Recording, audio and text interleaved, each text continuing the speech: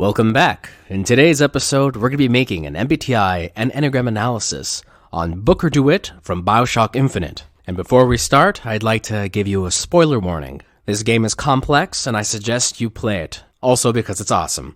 Now, who is Briggs DeWitt? Briggs DeWitt is the main protagonist of BioShock Infinite and the secondary protagonist of BioShock Barrel at Sea. And he's part of two multiverses, so we'll be segmenting this analysis into two parts like we did with the Elizabeth one. And that's our introduction. So we'll be starting off with his dominant function, which is introverted thinking. Mr. DeWitt is a prime example of an individual who is driven by situational logic. His views throughout the entire game change drastically. At first, he's introduced as a very cautious character who doesn't trust his environment, but immediately adapts to it. His main goal is to pay off his debt, and to achieve that goal, he must find Elizabeth and bring her to New York. As he embarks on his adventure, he ends up being caught in unique situations, such as unknowingly entering the Pilgrim's rocket and being transported to a new society that exists within the sky. This alone would cause most people to freak out and have a panic attack, but not Booker. Instead, he casually moved on as if nothing happened. He immediately ran into another problem, where he needed to get baptized by Preacher Whitting. He was unwilling, but did it anyway, because that was the only way to get into the city. After practically being drowned, Booker runs into his first real challenge, and this is where we see his TI function in action. He needs to get past a locked gate to proceed on his quest. He solves this problem by trying a possession vigor that the hawker is offering free samples of. Booker quickly figures out that he could use it on machines. This prompts him to use it on the automatron guarding the door, therefore unlocking it. He then ends up accidentally entering a raffle and being forced to use yet another piece of unknown technology, the skyhook, to protect himself from the officers who were trying to harm him. This adaptive style of learning is present throughout everything Booker does in Columbia, from trying new vigors, you only live once, to instructing Elizabeth where to best open tears so they could live another day. But that's not all. Booker also has other introverted thinking indicators, such as suppressing his emotions, not because he's unemotional, but because he'd rather stay level-headed at all times to solve situations. This causes strain on his relationships with other people, since his FE function is being suppressed. This especially affects Elizabeth, who's quite a sensitive individual. This causes them to butt heads. Let me do it. No. We have a lovely example of one of these situations. After rescuing Elizabeth from her prison, Booker lies and promises to bring her to Paris by stealing the First Lady airship. Before they can do that, they must go through the ticket station that leads to Soldier's Field. This is where things get ugly. The receptionist stabs Booker in his hand, forcing him to become violent, which ends in the death of his assaulters. Elizabeth, experiencing death for the first time, becomes horrified and tries to run away. Booker catches up to a defense of Elizabeth and uses logic to reason with her. He explains that she's an investment, and those men won't stop coming after her. She has no choice but to leave Columbia. What did you think was going to happen? What? Do you understand the expense people went through to keep you locked up in that tower? You think people like that are just going to let you walk away? You are an investment, and you will not be safe until you are far away from here. What do they want from me? I don't know. As the game progresses, Booker becomes more comfortable with his surroundings, thus starts asking Elizabeth more questions, such as, how do you make these tears, and why does a songbird always appear when he hears a specific melody? Now, before we get into the Burial at Sea segment, I want to contest Booker being an SITE function user. The first indicator of him not having the SI function can be seen in Booker's poor attention to detail and memory. This occurs often because he forgets the actions he takes. For instance, the time he forgot he helped an interracial couple at the start of the game, or when he forgot about Chen Lin's tools and machines, or the fact that he cares nothing about tradition, duty, or his personal experiences. Instead, he'd rather live in the moment. You only live once. If Booker was a TE user, he'd share similarities to Elizabeth, such as a love for facts or systems or seeing things in black and white. Booker sees the world in shades of gray. Look at this. Fitzroy is no better than Comstock. Was she? Once people get their blood up, it ain't easy to settle it down again. And prefers to remain flexible and follows his own internal logical framework. Although I can recognize why people would perceive Booker as a T user, and that's because of his cautious and aggressive nature, which makes him seem more rigid than he actually is. Next up, we'll be looking into his TI functional traits and examples within the Burial at Sea DLC. And in that DLC, we get to meet a very unique version of Booker, who uses the mentioned TI functional traits much more effectively here. Unlike in Columbia, this Booker doesn't have a debt to pay, nor is he constantly stressed by life or death situations. We can see a more accurate representation of his personality. Even in a different environment, his core traits remain the same, and if anything, they're enhanced. Let's look at some examples. During their adventures in Rapture, Booker becomes acquainted with Elizabeth and notices logical inconsistencies within her actions and speech. This causes him to question her actions and why she isn't aware of Rapture's instructional system, such as the time she asks about little sisters or what are splicers. This is common knowledge in Rapture, and Booker knows this and calls her out for being a fraud. Funny. What? You're not knowing about the little sisters. How long have you been in Rapture? Let's just say I don't get out much. You've got eyes and ears, don't you? Elizabeth knows how Booker's personality functions and evades his questions, and manipulates him by using Sally as leverage against him. Elizabeth also has many questions on why people take certain actions, and Booker always answers them with situational logic. An excellent example of that occurs when retrieving the shock jockey plasmid. Elizabeth asks why Andrew Ryan imprisoned Fontaine's men if he's all about the free market. Booker responds with, All those ideas lose their luster when the quarterly earnings come in and you find the other guys eating your lunch. Either way, Fontaine's dead. And his reasoning makes sense. It's not so much the idea that's the problem, it's the people behind the idea. Booker's auxiliary function is extroverted sensing. The extroverted sensing function is often associated with the one-man army trope, or within over-the-top action heroes, and Booker falls directly into both these categories. He's a man driven by action, who can always adapt to every situation that comes his way, from learning how to use unfamiliar weapons and tools with ease, to blowing up blimps and escaping from a gigantic, angry, robotic bird. Booker definitely sees a lot of action. But the SE function is more than just action. It's directly related to receiving information from the five senses accurately, while the other functions process that information at a slower pace. That makes extroverted sensing dominant and auxiliary users quite versatile with physical tasks, such as sports or surviving a city full of religious fanatics who want to kill you. There are downsides, however. We can spot many of those within our protagonist. SE users have a hard time with possibilities, unique ideas, or scenarios. Booker thinks Lutesses are absolutely insane and criticizes them for not living within the present, but rather within the idea of possibilities. Giant balloons. Quantum particles, suspended in space-time at a fixed height. So, not giant balloons? They seem to want to help. They seem to be out of their minds. We can see this as a fear when Booker discovers that Elizabeth could create tears, which shouldn't be physically possible. But as time moves on, Booker becomes more comfortable and curious with the idea of tears, since he could interact with them. On second thought, I think those tears of yours might come in handy next time we're in a scrape.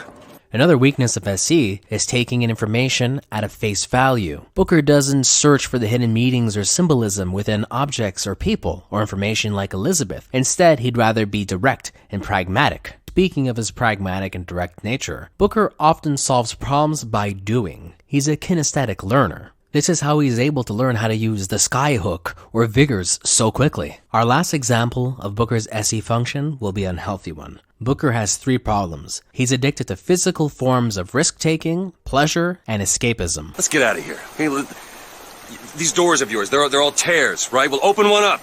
Open one up to Paris. I want to be shut of all this. This is how he got himself stuck in the situation in the first place. He was a well-known drinker and gambler, well before the events of BioShock Infinite. The reasons differ, but in Columbia's universe, he drank and gambled to deal with the passing of his wife. In Rapture's universe, he just drank and gambled himself into debt for pleasure, which caused him to lose his adopted daughter, Sally. Regardless of the universe, Booker will always be drinking and gambling. Since we've been through a lot of information, it's time for a fun fact before we move on to Booker's tertiary function. The detective agency Briggs DeWitt worked for is real and still exists today. It's called the Pinkerton National Detective Agency. It was established in 1850 by Alan Pinkerton. They were best known for foiling a plot to assassinate President Abraham Lincoln and working as his personal security during the Civil War, and also hiring the first female detective in America. However, fame soon turned to infamy during the labor strikes in the late 19th and early 20th centuries. The efficiency of the Pinkertons promoted businessmen to hire them to infiltrate units to keep strikers and unionists out of factories. To make matters worse, they hired goon squads to intimidate workers to prevent them from striking. Today, the Pinkertons are known as the Pinkerton Counseling and Investigations, Inc., and they're one of the oldest and most influential detective agencies in the world. And that was our fun fact. Now on to Booker's tertiary function, introverted intuition. Booker DeWitt's use of introverted intuition is interesting. He often represses it to the point of being an unconscious function because he doesn't enjoy thinking too far in the future and prefers living here and now. Yet, somehow, he's constantly foreshadowing future events, such as his dream of New York burning, or foreshadowing Elizabeth's torture device that would brainwash her after she asks Booker why Comstock imprisoned her. Why lock me up? Well, I'm guessing you didn't want to be groomed. Maybe you had something in the works to make you agreeable. Like what? I think it's best we don't find out.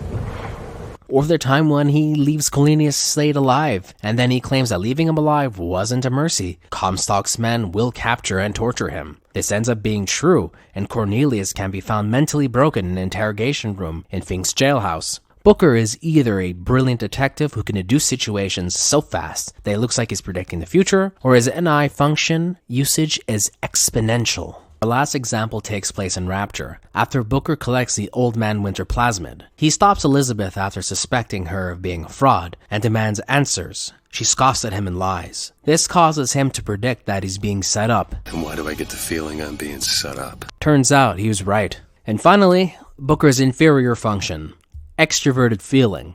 Booker starts off with an unhealthy usage of his FE function, and slowly develops it throughout the title. At the start of the quest in Columbia, Booker remains disconnected from his emotions and closed off because he sees no reason to express them. We could especially see this in Battleship Bay, when Booker's trying to get Elizabeth's attention when she's dancing. He wants to leave Columbia so he can complete his mission, but first needs to stop her from dancing. At first, he tries to be polite, and then he tries being more aggressive with his tone, and then finally he manipulates her by mentioning the First Lady airship and how he could bring her to Paris. This is an effective use of his FE function, although it's used in an unhealthy fashion. Booker also lies to Elizabeth for the first half of the game, telling her he'll bring her to Paris with the actual intention of bringing her to New York to pay off his debts, or how he's unable to empathize with Miss Lynn at the loss of her husband. Instead, he kept asking questions, hoping she could give him an answer that could help him track her husband down. And as the game progresses, we can observe Booker loosening up and expressing his emotions in healthier ways by showing worry and care for Elizabeth during hardships, such as the time she killed Daisy Fitzroy. Booker recognized the look of horror in Elizabeth's eyes and chased her down. He immediately attempted to comfort her by asking if she was okay, then tried to relate to her feelings to see if she would feel better. Another example occurs after Elizabeth finds out her mother and the Lutesses were killed by Comstock.